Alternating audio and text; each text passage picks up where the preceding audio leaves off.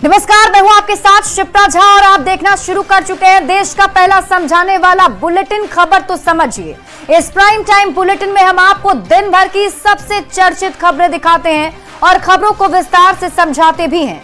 तो आइए आज की 4 बड़ी खबरों को पहले शॉर्ट में देख लेते हैं और फिर आगे विस्तार से आपको समझाएंगे।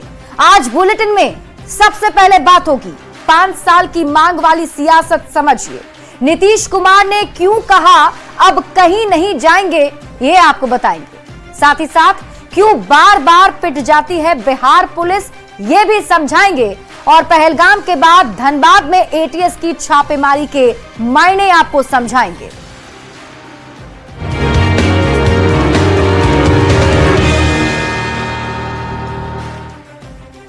लेकिन बुलेटिन में सबसे पहले बात तेजस्वी यादव जनता से 2025 में 5 साल का मौका मांग रहे हैं, जिस पर एनडीए नेताओं ने पलटवार किया है। एनडीए नेताओं का कहना है कि तेजस्वी यादव के माता पिता की सरकार को पूरे देश ने देखा है, तब बिहार का हाल क्या था, इन लोगों ने क्या कर दिया था। अब इनको मौका देकर जनता धोखा नहीं खाना चाहती है। आप रिपोर्ट देखिए, फिर खबर तो समझिए। बिहार विधानसभा चुनाव में करीब 6 महीने का समय बाकी है, लेकिन नेताओं ने अभी से जनता के सामने गुहार लगानी शुरू कर दी है। मौका दो, 5 साल का मौका दो। एक मौका दीजिए, नहीं होगा तो 5 साल बाद बदल दीजिए। हाथ तो थोड़ी कोई किसी का बांध देगा। नेता प्रतिपक्ष तेजस्वी यादव ने जनता से मौका मांगा तो एनडीए नेताओं ने चौतरफा हमला तेज कर दिया है। तो माता पिता के राज रहते तो इन्होंने इतनी संपत्तियां बनाई। जब इनको जनता कहीं गलती से राज दे तो क्या जनता का करेंगे, जनता को बढ़िया से मालूम है। कोई तेजस्वी यादव को उनके माता पिता के 15 साल का शासन याद दिला रहा है। 15 साल तक यूनिवर्सिटी नहीं बनी, मेडिकल कॉलेज नहीं बने, गरीबों को सुविधा नहीं मिला, गांव तक सड़कें नहीं पहुंची, गांव तक बिजली नहीं पहुंची, गांव तक पानी नहीं पहुंची। तो सिर्फ इसका दोषी एक ही व्यक्ति है, उसका नाम है लालू प्रसाद जी। तो किसी का कहना है कि बिहार की महान जनता ने मौका दिया था तो 15 साल तक तब बिहार को रसातल में पहुंचाने में कोई कसर नहीं छोड़ी। अब बिहार की जनता दोबारा धोखा नहीं खाना चाहती। फिर से वो काला दिन देखने के लिए लालू जी के परिवार को बिहार की जनता कभी भी पसंद नहीं करेगी। इसीलिए इस तरह का सपना देखना बंद करें। वहीं सम्राट चौधरी सहित एनडीए के नेताओं ने जिस ढंग से तेजस्वी यादव पर निशाना साधा है, उस पर कांग्रेस और आरजेडी के नेता पलटवार कर रहे हैं। माननीय लालू प्रसाद यादव जी ने हम अति पिछड़े और वंचित समाज के लोगों को सामाजिक न्याय दिया है। 2020 में तेजस्वी यादव महागठबंधन के चेहरा हुए, सरकार बनाने से चूक गए थे। इस बार यानी 2025 के लिए गठबंधन ने किसी को भी चेहरा घोषित नहीं किया है। ये और बात है कि तेजस्वी यादव जनता से मौका मांगने से चूक नहीं रहे। न्यूज़ 18 के लिए पटना से शैलेंद्र कुमार और धर्मेंद्र कुमार के साथ ब्यूरो रिपोर्ट। और अब आप तेजस्वी यादव की मांग पर वार पलटवार वाली सियासत को समझिए। देखिए बिहार में इसी साल विधानसभा का चुनाव है। सत्ता के लिए नेता जनता से अभी से ही गुहार लगाना शुरू कर चुके हैं। तेजस्वी यादव जनता से कह रहे हैं कि नीतीश कुमार 20 साल से बिहार की सत्ता पर काबिज हैं। अब आप मुझे 5 साल का मौका दीजिए। अब तेजस्वी यादव के बयान पर एनडीए के नेता पलटवार करते हुए कह रहे हैं कि तेजस्वी यादव के माता पिता को 15 साल तक बिहार में मौका मिला था। 15 साल में बिहार की हालत खराब हो गई। बीजेपी के नेता और बिहार सरकार के मंत्री मंगल पांडे कह रहे हैं कि माता पिता के राज में तेजस्वी यादव ने अकूत संपत्ति बनाई, गलती से भी इनकी सरकार बनी तो पता नहीं क्या करेंगे। एनडीए के नेता कह रहे हैं कि तेजस्वी यादव के माता पिता को 15 साल देकर जनता देख चुकी है। अब बिहार की जनता इनके झांसे में नहीं आने वाली। नीतीश कुमार के राज में बिहार बदला है। नीतीश कुमार ने बिहार का विकास किया है। मोदी और नीतीश की जोड़ी तेजी से बिहार का विकास करने में लगी है। ऐसे में तेजस्वी यादव को जनता क्यों मौका देगी? आइए अब सवालों के जरिए इस पूरी खबर को समझते हैं। क्योंकि अब नेता जनता से मौका देने की गुहार लगा रहे हैं, तो पलटवार का सिलसिला एनडीए की तरफ से जारी है। तो सवाल ये कि तेजस्वी यादव पर जनता को कितना भरोसा है। सवाल नंबर 2, क्या जनता देगी तेजस्वी यादव को मौका? सवाल नंबर 3, एनडीए ने क्यों कहा तेजस्वी देंगे धोखा? सवाल नंबर 4, लालू राबड़ी राज तेजस्वी की राह में रोड़ा। सवाल नंबर 5, तेजस्वी की पुकार क्या सुनेगी आवाम? हालांकि ये देखना दिलचस्प होगा कि इस बार के चुनाव में जनता किसे मौका देती है। बढ़ते हैं आगे और बात अगली खबर की। 48 घंटे में दूसरी बार सीएम नीतीश कुमार ने एक बार फिर दोहराया कि वो अब इधर उधर जाने वाले नहीं हैं। अभी जिनके साथ हैं उनके साथ ही रहेंगे। पटना के जेडीयू दफ्तर में एक कार्यक्रम में से नीतीश कुमार ने कहा कि कुछ लोग पार्टी में गड़बड़ कर रहे थे, उनके कहने पर वो महागठबंधन में चले गए। अब एनडीए में सब ठीक है और वो एनडीए के साथ ही रहेंगे। तो विपक्ष सवाल कर रहा है कि आखिर बार बार नीतीश कुमार को ये बात दोहराने की जरूरत क्यों पड़ रही है? ये रिपोर्ट देखिए, फिर खबर तो समझिए। जिन लोगों के साथ अब है इधर उधर नहीं होने वाले। अब न इधर न उधर। नीतीश कुमार ने एक बार फिर साफ कर दिया कि अब वो एनडीए छोड़कर कहीं नहीं जाने वाले। 48 घंटे के अंदर सीएम नीतीश ने 2 बार अपने इस बयान को दोहराया कि वो जिसके साथ हैं उसी के साथ रहेंगे। पहले 24 अप्रैल को मधुबनी में पीएम की सभा के मंच से उन्होंने कहा कि उनसे गड़बड़ी हो गई। फिर पटना के जेडीयू दफ्तर से इसी बयान को दोहराया। अब हम लोग कभी उसके साथ नहीं जा सकते हैं और सब गड़बड़ किया है और उस सबको इसीलिए उसके खिलाफ है ना हम लोग लड़े थे जी। पहली बार 2005 में कितना बढ़िया से लड़े थे। आइए तो साथ का जिन लोगों के साथ अब है इधर उधर नहीं होने वाले। शुरू में वही हुआ था, अब बीच में ये गड़बड़ी कुछ लोग कर दिया था, एगो को झूठे बिना मतलब का, और वो लोग आ करके जब उसको किए तो कितना इधर उधर गड़बड़ सड़बड़ कर रहा था। नीतीश कुमार के बार बार इस बयान के दोहराने पर अब आरजेडी सवाल उठा रहा है और पूछ रहा है कि आखिर उन्हें ये बात बार बार क्यों कहनी पड़ रही है। अब विदाई का समय आया है तो अब सफाई दे रहे हैं। दरअसल मुख्यमंत्री जी को डर सता रहा है कि बीजेपी उनको कुर्सी से बेदखल करेगी, उनकी पार्टी को तोड़ेगी, इसलिए बार बार वो सफाई दे रहे हैं। आरजेडी के सवाल का जवाब देते हुए बीजेपी ने पलटवार किया और कहा कि नीतीश कुमार बिहार का विकास चाहते हैं। उन्हें अब ये पता चल गया है कि बिहार का विकास केवल एनडीए के साथ रहकर ही संभव है। मुख्यमंत्री नीतीश कुमार जी विकास पुरुष हैं, उन्हें लोग सुशासन बाबू के नाम से जानते हैं। यह बात वह भी समझ चुके हैं कि बिहार और सुशासन उनके लिए तभी संभव है जब वह एनडीए गठबंधन में रहेंगे, और यही कारण है कि वह सार्वजनिक तौर पर इस बात को कई बार दोहरा चुके हैं कि वह अब कहीं। बहरहाल नीतीश कुमार के बयान से ऐसा लग रहा है कि उन्हें एनडीए छोड़ने का मलाल अब तक है, इसलिए वो बार बार ये दोहराते नहीं थकते कि अब वो इधर उधर नहीं करेंगे। पटना से संवाददाता शैलेंद्र के साथ ब्यूरो रिपोर्ट, न्यूज़ 18। और अब आप खबर तो समझिए। देखिए, नीतीश कुमार कुछ दिनों से बार बार ये कह रहे हैं कि अब वो कहीं नहीं जाएंगे, एनडीए में है, एनडीए में ही रहेंगे। और 48 घंटे के अंदर नीतीश कुमार ने 2 बार ये बातें कही हैं। पहले 24 अप्रैल 2025 को मधुबनी में जब पीएम मोदी की सभा थी तो उस वक्त उन्होंने संबोधित करते हुए बयान दिया, और फिर 26 अप्रैल यानी कि पटना के जेडीयू दफ्तर में आज भी उन्होंने ये बयान दिया। अब सवाल है कि नीतीश कुमार बार बार क्यों कह रहे हैं कि मैं एनडीए में ही रहूंगा, कहीं नहीं जाऊंगा। इस बात को समझने के लिए होने वाले 2025 के विधानसभा चुनाव को जानना पड़ेगा। दरअसल 2025 की लड़ाई 2 गठबंधन के बीच होने जा रही है, जो आप ग्राफिक्स के जरिए सामने देख रहे हैं। एनडीए वर्सेस महागठबंधन। नीतीश कुमार एनडीए का चेहरा है और नीतीश कुमार 2 बार आरजेडी के साथ जा चुके हैं।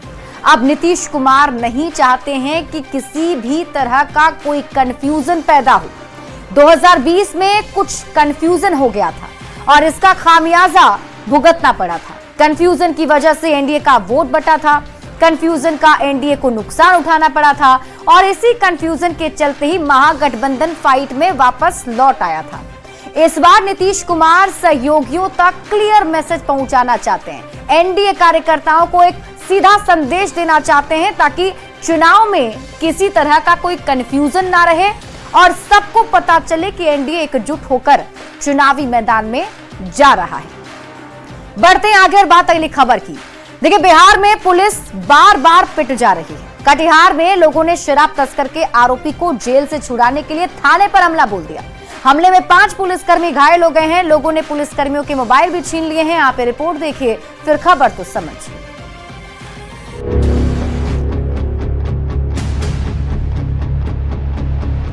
बिहार में पुलिस बार बार पिट जा रही है। ये तस्वीरें हैं कटिहार की, जहां नवादा गांव में छापेमारी करने गई पुलिस पर लोगों ने पथराव कर दिया। पुलिस शराब तस्करी के आरोपी को गिरफ्तार करने के लिए रेड मारने गई थी। शराब तस्करों को गिरफ्तार करने के बाद तस्करों के परिजन और ग्रामीणों ने हाजत से तस्करों को छुड़ाने के लिए डंडखोरा थाने पर हमला बोल दिया। लोगों ने पुलिसकर्मियों के साथ मारपीट और पथराव शुरू कर दिया। हमले में थाना प्रभारी समेत कई पुलिसकर्मी घायल हो गए। पुलिस को आत्मरक्षा में कई राउंड गोली चलानी पड़ी। उपद्रवियों ने पुलिस वालों के मोबाइल भी छीन लिए। कितने लोग हमला किया था? कितने लोग आया हुआ था? 300 से ऊपर। क्या उस समय का माहौल क्या रहा होगा? कुछ तो अचानक मारपीट करने लगा, आके कुछ बोला नहीं। हम लोग पूछते रहे क्या बात है, तब तक हमला कर दिए। गाली गलौज, हमला, तोड़ फोड़। डंडखोरा थाने पर हमले के बाद पुलिस ने बड़ा एक्शन लिया है।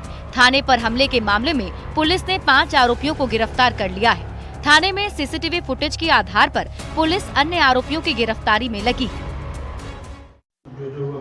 डंडखोरा थाना में पुलिस पर हमले के मामले में हम लोग पुलिस थाने के उस फ्लोर पे है जिस फ्लोर पे इसी सीढ़ी से उपद्रवी लोग आए थे और लगातार इस रूम में पहुंच गए थे। इस सीसीटीवी में जो थाना में लगा हुआ है तमाम जो एविडेंस है वो कैद है और इस थाना के इसी रूम में प्रवेश कर गए थे और जो पुलिसकर्मी सोए हुए थे उन पर अचानक हमला बोल दिया। प्रयास किया गया था। मोबाइल 2 मेरा था, जो सरकारी मोबाइल था, पर्सनल मोबाइल था, जो लोग ले लिया। आदमी जो है 4 महिला और 1 पुरुष जो अभी डिटेन किया गया है। कितना पुलिसकर्मी घायल हुए? 5 पुलिसकर्मी। कटिहार में पुलिस पर हमले के बाद फिर कई सवाल खड़े हो रहे हैं। आखिर बिहार पुलिस बार बार क्यों पिट जा रही है? पुलिस रेड करने से पहले पूरी तैयारी के साथ क्यों नहीं जाती? क्या लोगों में खाकी का खौफ खत्म हो गया है? न्यूज़ 18 के लिए कटिहार से सुब्रत गुहा की रिपोर्ट। और देखिए, ये सवाल इसलिए पूछे जा रहे हैं क्योंकि बिहार पुलिस पर हमले की ये कोई पहली घटना नहीं है। इसके पहले भी कई बार बिहार पुलिस पर हमले हो चुके हैं। आंकड़ों के हिसाब से अगर आपको बताएं, 2022 के कुछ आंकड़ों के जरिए पुलिस पर हमले को समझते हैं। देखिए, जनवरी 2022 से लेकर मई 2022 तक, यानी कि 5 महीने के अंदर पुलिस प्रशासन पर 1300 बार हमले हुए हैं। और अब किस महीने में कितनी बार हमले हुए हैं वो भी आपको बताते हैं। शुरुआत जनवरी महीने से कर लीजिए। जनवरी में 350 बार हमला पुलिस टीम पर हुआ। फरवरी महीने में 211 बार पुलिस टीम पर हमला किया गया। मार्च महीने में 227 बार पुलिस टीम पर हमला हुआ है और उसके बाद अप्रैल में 190 बार पुलिस पर हमला हुआ और मई में 295 बार पुलिस टीम पर हमला हो चुका है। यानी कि जनवरी 2022 से मई 2022 के आंकड़ों की बात करें तो रोजाना करीब 9 बार पुलिस पर हमले हुए हैं। और अब आपको ये बताते हैं कि पुलिस पर ज्यादातर हमला किसने किया है। तो ये है बालू माफिया, शराब माफिया। मतलब बालू माफिया और शराब माफिया सबसे ज्यादा पुलिस टीम पर हमला करते हैं। अब आप ये जानिए, बालू माफिया और शराब माफिया पुलिस पर हमला क्यों करते हैं। दोनों तरह के माफिया के पास अकूत संपत्ति है। पुलिस प्रशासन की मिलीभगत से बनाई गई संपत्ति है। बालू माफिया, शराब माफिया पर पुलिस का खौफ बिल्कुल भी नहीं है। पुलिस पर हमले की कुछ और बड़ी वजहों को भी आप जान लीजिए। देखिए, पुलिस का आम लोगों के साथ फ्रेंडली नहीं होना, मामलों की सुनवाई की बजाय पीड़ितों को ही दौड़ाना और हर काम के बदले दाम की इच्छा रखना, प्रभावशाली या राजनीतिक दबाव में काम करना, पुलिस के खिलाफ शिकायत पर अफसरों का गंभीर ना होना, ये कुछ वैसे वजह हैं जिस वजह से लोगों में गुस्सा होता है और पुलिस की टीम जब जाती है तो हमला कर दिया जाता है। बढ़ते हैं आगे और बात अगली खबर की। धनबाद में कई ठिकानों पर एटीएस ने छापेमारी की है। जम्मू कश्मीर के पहलगाम में हुए आतंकी हमले के बाद ये कार्रवाई की गई। 4 संदिग्धों को गिरफ्तार किया गया है और इसमें से एक महिला भी शामिल है। एटीएस ने लैपटॉप, स्मार्टफोन, डायरी और कई सामान जब्त किए हैं। माना यह जा रहा है कि ये लोग जिहादी विचारधारा फैलाने और देश विरोधी गतिविधियों में शामिल थे।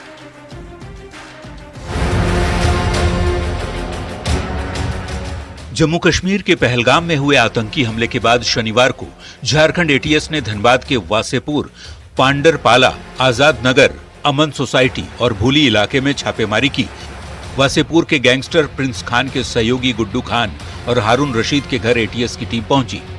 वासेपुर में एक साथ 3 जगहों पर एटीएस की छापेमारी हुई है। AK-47 की तलाश में गुड्डू खान के घर एटीएस की टीम पहुंची। पूरा मामला गैंगस्टर प्रिंस खान से जुड़ा है।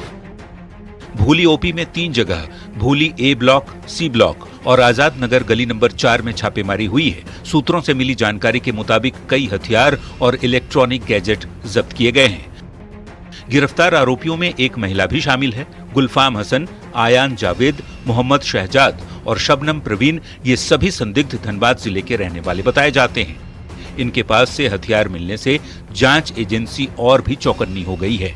न्यूज़ 18 के लिए धनबाद से संजय गुप्ता और रांची से ओम प्रकाश की रिपोर्ट।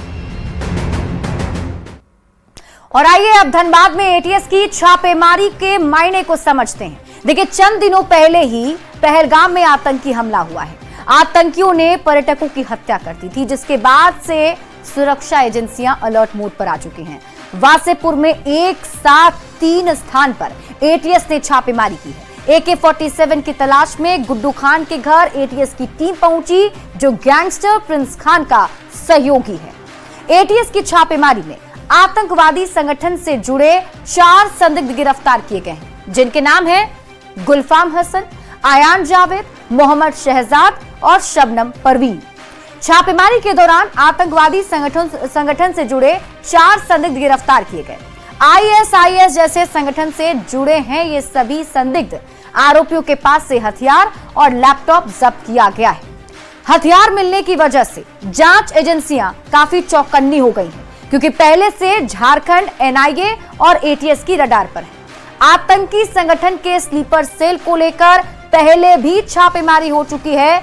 मतलब ATS की छापेमारी में गिरफ्तार लोगों के आतंकी संगठनों से संबंध होने का शक है, जो बहुत ही गंभीर बात है।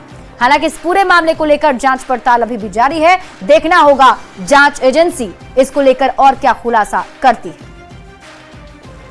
बढ़ते हैं आगे और बात अगली खबर की। पहलगाम में आतंकी हमले के खिलाफ पूरे देश में गुस्सा है। हजारीबाग और सिमडेगा में लोगों ने खुद ही बाजार बंद रखा और आतंकवादियों से इस बार आर या पार करने की केंद्र सरकार से मांग कर दी है। पूरी खबर जानिए इस रिपोर्ट में।